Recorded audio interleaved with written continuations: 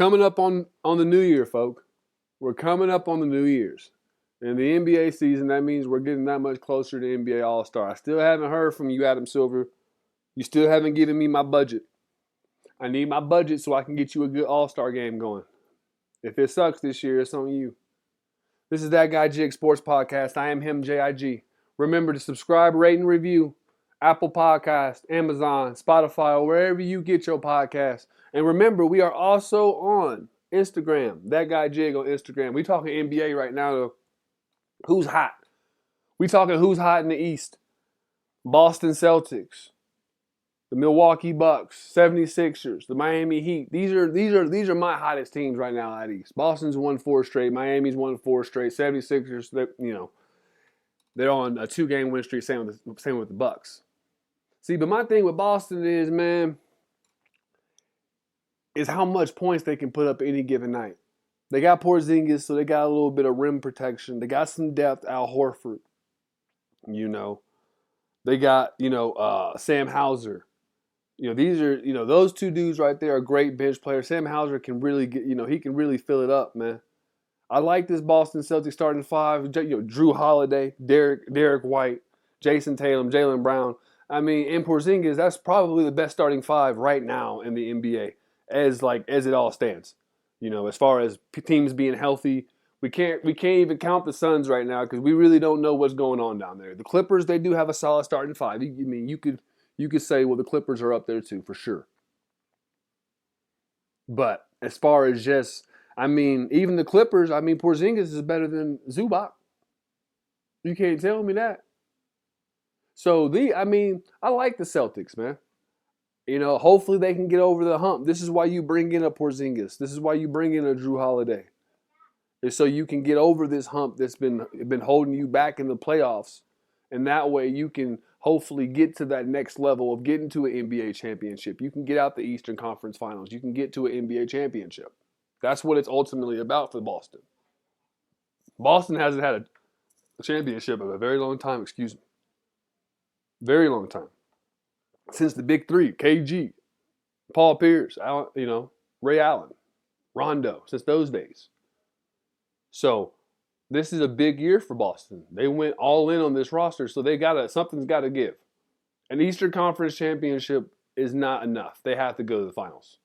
Have to 100% go to the finals this year. Miami Heat culture doing its thing. Once again, they find a diamond in the rough. Dude from UCLA. The dude's cold. Jaquez, cold. Dude's an all-around Swiss Army knife. Rebound, scoring, assist. What do you want? Consistently gets better. Consistently say, he's not, the moment's not too big for him. But the dude also played 4 years of college, and that's the importance of that. He's got a lot of big-time basketball under his belt. A lot of NCAA tournament appearances. A lot of big-time college basketball games. A lot of big-time moments he's been a part of. And that's what these analysts talk about, when they talk about just coming straight out of college, 1 year versus a 4-year guy. 4-year guy's going to have more repetition at certain moments of the game. Certain things he's not going to have to be taught because he knows it. He's went through it. Miami Heat have found them one. The Bucks are starting to figure it out with Dame, so that's always good. They're starting to figure it out. Like I said, it's not those two. It's the third for me. Who's going to help out? Chris Middleton's kind of being that Swiss Army knife, doing it all, rebounding, assists, filling in with points. Bobby Portis, double-double machine. You know what he's doing. Listen, I'm telling you, and that's another guy. Bobby Portis, listen, usually the numbers are only plus 300, $50 wins you 150. But listen, it's a very good straight bet. Bobby Portis for a double-double. Points and rebounds most of the time. The guy is going to give you max effort, and that's what it is about rebounding. Rebounding is about effort. He comes in with that second unit, so he's going to have a little more opportunity. You know what I mean? He gets his points. So if you ever feeling froggy, man, jump on that lily pad because I'm telling you, Bobby Portis double-double is a great little quick flip on a $50. Quick flip, And also, once again, the Milwaukee Bucks are trending in the up direction right now. So that's literally your top 4 in the East right there. The Magic are kind of sliding right now. They're 4-6 of their last 10, but this is to be expected. When you start off fast, sometimes you hit that little rut. And this is where good teams pull out. This is where good teams come out and then they win 6 of their next 4. I mean 6 of their next 10. They flip that. They start going 500 and flipping. The Hawks got to figure it out. Rumored to be shopping Dejounte Murray. I mean, it's about that time. It's about that time they figure it out because it's spooky. I don't think people understand in the NBA, especially with the lottery system. See, the NBA is not like the NFL where the worst team gets the first pick.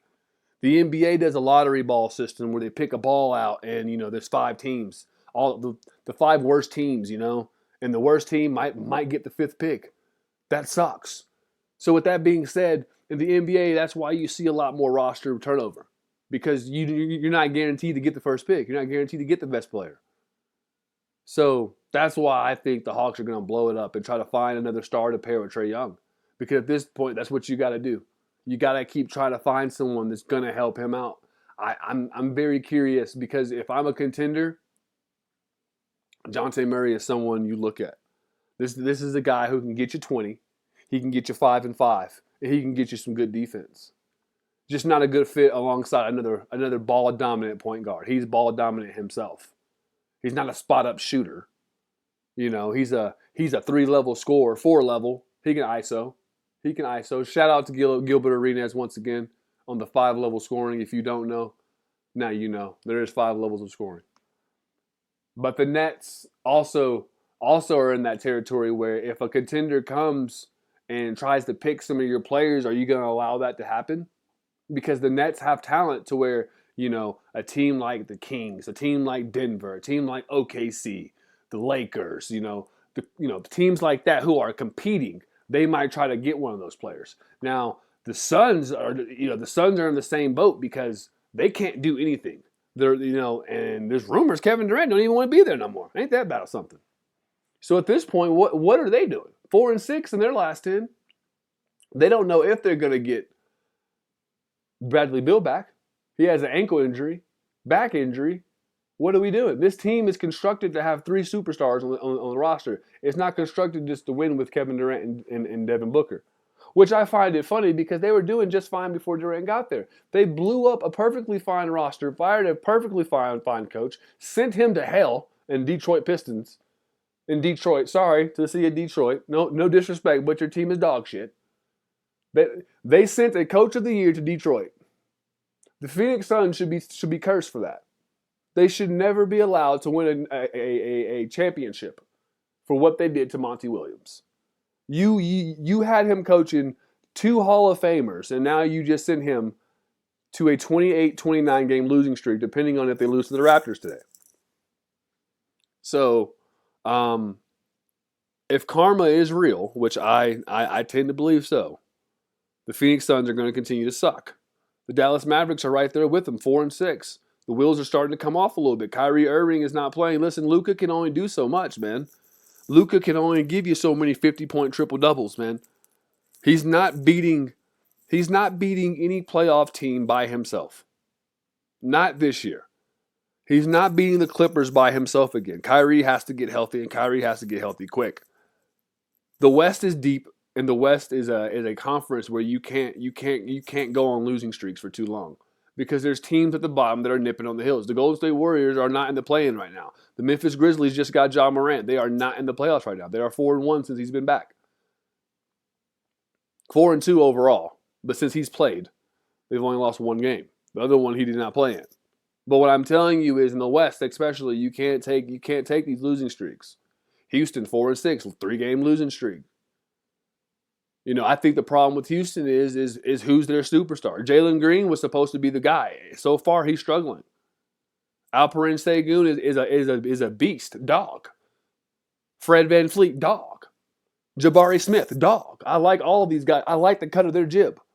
But unfortunately, that this ship sucks. This ship is not going to get you a championship. You pay Dylan Brooks $80 million. I mean, I get it. 2-way player. He's going to put fans in the seats. He's going to sell tickets. He's going to make you. He's going to make sure you get some national televised games. I get it. But this team is not built for nothing but to put a couple butts in the seats. Meaning this team ain't contending. But when you look out west, who is contending, you got Denver, the Clippers, the T-Wolves, the Thunder. Denver was on a 6-game win streak. Just lost to the Thunder last night, making them, 2-1 versus the Thunder this year, needing one more win to tie that season series and not get the gentleman's sweep. Thunder are balling, folks. This team looks like it's the real deal. I still believe if they get matched up with a Lakers first round, if they get matched up with the Warriors, if they get matched up with the Grizzlies, these are teams that could give this team some trouble. Size. The Golden State Warriors, not so much. That's just a team you just don't want to play the first round of playoffs. I don't care what people say. That's just not a team that you're going to say, yeah, I want to play them. Now, if you're at a certain echelon of player or team, yeah. But not when you're a young team like that. That's not the guy you want coming into OKC, 3 games, 4 games guaranteed in Stephen Curry. He's already tore your heart out a couple times in that arena. You don't want him tearing your heart out again. The Timberwolves are still making. I'm telling you guys, you need to get on this Timberwolves train. They got the depth. They play defense, and they got the shooting. Anthony Edwards is the real deal. If you're not on the train, you better get on before it leaves the station. The Clippers are figuring it out. They robbed the 76ers. I don't care what anyone says. 76ers just have Tyrese Maxey and Joel Embiid right now. But eventually, reality will set in, and they will get to their natural spot in the East, which is going to be like a 4 or 5 seed. Possibly a 6th, depending on the schedule. But the Clippers, they didn't lose anybody. Russell Westbrook's coming off the bench. Terrence Mann's coming off the bench. That second unit is elite. PJ Tucker doesn't play. Bones Highland doesn't play. That's how much depth they have over there in the Clippers. That starting lineup with just Paul George, James Harden, and Kawhi Leonard, I don't need to hear much more. Ivan Zubac, rim protection. I don't need to hear much more. Who's their coach? Tyronn Lue? Okay. We have a contender here, folks. We have a LA, be on alert. The best team in Los Angeles right now is in blue and red. Unfortunately, the purple and gold is looking like the second-tier team right now, and that could be a problem.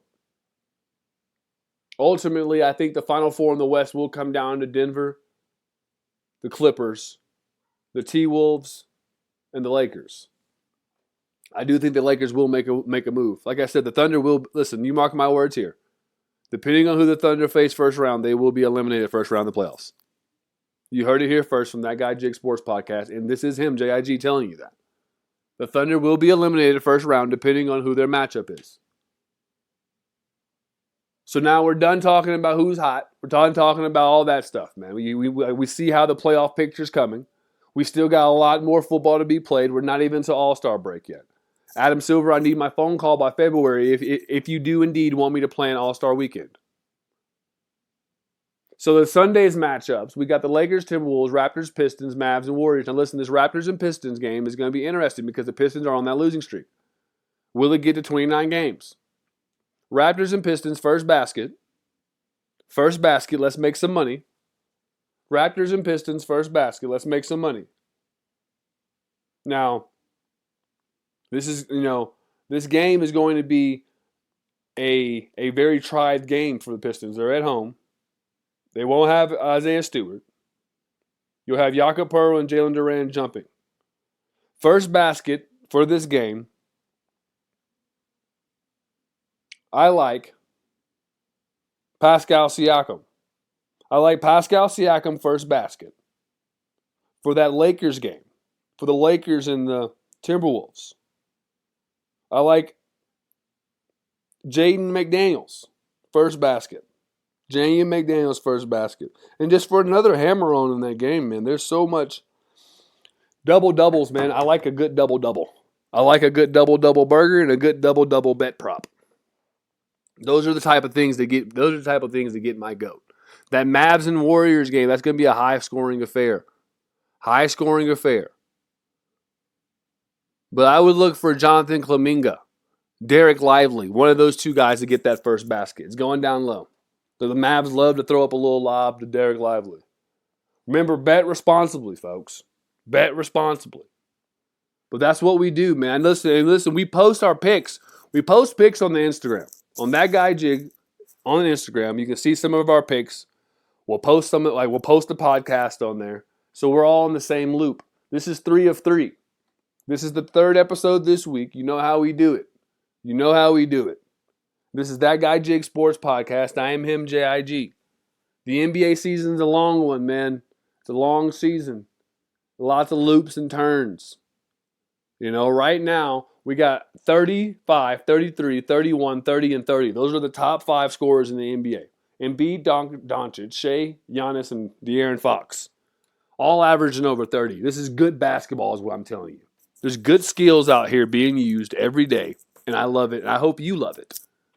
Once again, subscribe, rate, and review. Subscribe, rate, and review. This is That Guy Jig Sports Podcast. And once again, have a great weekend. Have a great week.